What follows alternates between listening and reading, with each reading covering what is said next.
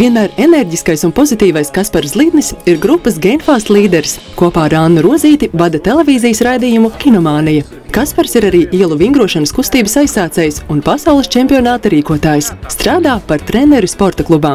Arī skolas laikā Kaspars bijis enerģisks, taču diezgan liels delvers, kuram bieži sanākušas saķeršanās ar saviem vienaudžiem. Bija konflikti ar vienaudžiem, kā jau tas normāli pieklājas, bet man kaut kā sagadījis ir tā, ka es alaži laikam esmu bijis starp līderiem un esmu kaut kā pavilcis aiz sevis citus audzēkņus. Bet pavilcis nevis ar varu, bet ar savu enerģiju, ar savu to atraktivitāti un ar savām tādām organizatoriskajām spējām. Un, protams, darīju visādas blēņas. Šobrīd sevi atceroties, Kaspars saka, ka bijis pozitīvais huligāns. Viņš uzsver, ka skolēniem jāsaprot, kuras ir tās blēņas, kuras nodara citiem pāri un sāpina, un kuras ir tādas, kas neko ļaunu nedara. Vien liek tās atcerēties ar smaidu. Gribētos domāt, ka tie bērni, kuri dara blēņas, ka viņi tomēr apzinās, kas ir blēņas, kuras nodara otram pāri, kuras sāpina. Viena laba tāda patiesība un teiciens: nedari otram to, ko tu negribi, lai dara tev. Nu, to gan man šķiet, jebkurā vecumā var saprast, protams, ne bebītis, bet tāds, kurš ir iet skolā, viņam vajadzētu būt līdzatbildīgam par savām darbībām un atbildīgam par citiem cilvēkiem un par to, ko viņš nodara otram. Tad, ja tu liksi kāju priekšā otram, tad atceries, ka arī viņš tev kaut kādā situācijā var likt kāju priekšā un arī tu vari nokrist, sasisties. Līdz ar to vienkārši jāatcerās darīt otram to, ko tu gribi, lai dara tev, vai nedarīt otram to, ko tu negribi, lai dara tev.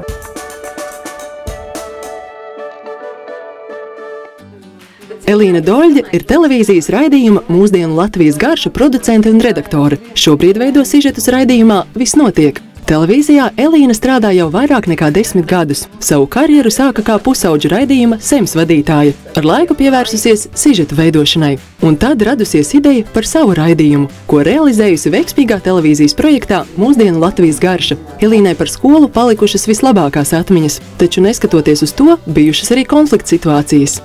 Patiesībā tie konflikti ir ļoti dažādi.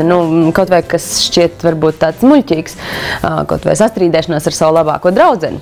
Bet tas var būt ļoti nopietns un sāpīgs konflikts, ko tu nemāki atrisināt vai nesanāk atrisināt. Un katrs ir aizvainots pa savam un ir grūti kaut kā atrisināt šo lietu. Un varbūt stāstot to kādam pieaugušajam vai skolotājam, tad šķiet, tas taču ir nekas. Ja? Viņi var arī atraukt, ka tās ir tādi sīkumi.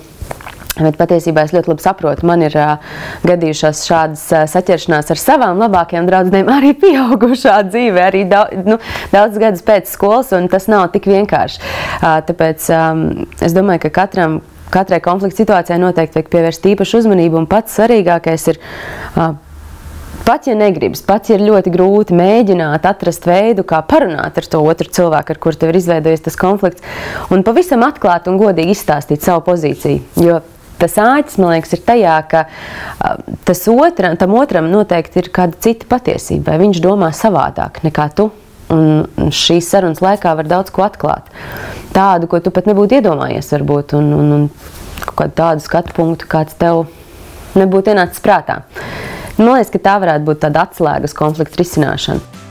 Elīna atzīst, ka ikdienā strādājot kopā ar daudz radošiem cilvēkiem, šādi tad rodas konflikta situācijas, jo strādājot komandā, katram ir savs redzējums, un katrs to uzskata par pareizo. Kā lai tādos gadījumos atrod kopsaucēju? Tas, ko es mēģinu sev ik pa laikam atgādināt, ka mēs katrs esam ļoti atšķirīgi, mēs katrs domājam savādāk, un ja es esmu iedomājusies, ka lietām vajadzētu notikt kaut kā tā, tad varbūt tie citi cilvēki domā savādāk, un ne tie citi nav slikti, vienkārši mēs domājam atšķirīgi. Un tāpēc iespējams rodas kaut kāds neliels, varbūt lielāks, bet konflikts. Un tieši tas, manuprāt, ir svarīgākais, tāpēc runāt, izrunāties un negaidīt, ka otrs domās tieši tāpat kā tu. Mēģināt saprast, ko viņš domā un kādas ir viņa domas.